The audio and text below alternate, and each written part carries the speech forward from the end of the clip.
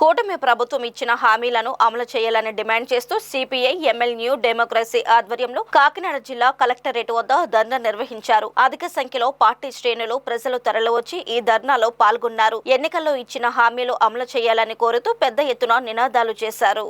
ఈ సందర్భంగా CPI ML new democracy ఉమ్మడి తూర్పుగోదావరి జిల్లా కార్యదర్శి జె వెంకటేశ్వర్లు మాట్లాడుతూ రైతులకు, కార్మికులకు, మైనారిటీలకు అన్యాయం చేసే విధంగా కేంద్రం వ్యవహరిస్తుందని దుయ్యబట్టారు. ప్రధాని మోదీ తీసుకువస్తున్న విధానాలను ఈ రాష్ట్ర ప్రభుత్వం సమర్థించడాన్ని తీవ్రంగా ఖండిస్తున్నామని అన్నారు. బీజేపీ, టీడీపీ, జనసేన పార్టీలు కూటమి ప్రభుత్వం ఏర్పాటు చేసి ఎన్నికల్లో ఇచ్చిన హామీలు అమలు చేయకుండా ప్రజలను మోసం చేస్తుందని ఆరోపించారు. కాగా ఇచ్చిన హామీలు అమలు చేసే వరకు పోరాడుతామని ఆయన హెచ్చరించారు. రాష్ట్రంలోని కూటమి ప్రభుత్వం, టీడీపీ, జనసేన, బీజేపీ కూటమి ప్రభుత్వం తాను ఇచ్చిన హామీల్ని తాను అమలు చేయకుండా ప్రజలను బాగా చేస్తా ఉంది. ఈ చర్యను మేము తీవ్రంగా ఖండిస్తా ఉన్నాం.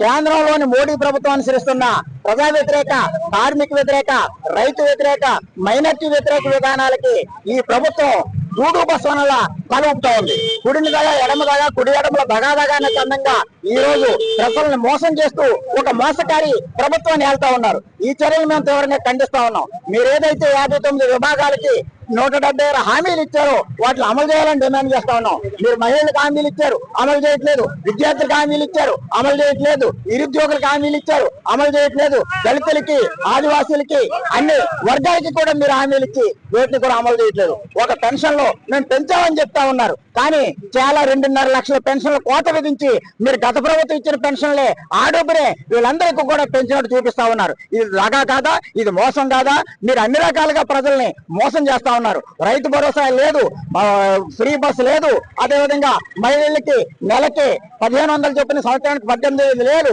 ఈ వైఖరి అంతా కూడా మేము తీవ్రంగా ఖండిస్తా ఉన్నాం. వీటిలన్నింటిలో కూడా మీరు అమలు చేయాలని డిమాండ్ చేస్తా ఉన్నాం. గత సంవత్సరం బకాయిలు కూడా మీరు రిలీజ్ చేయాలని కోరుతా ఉన్నాం.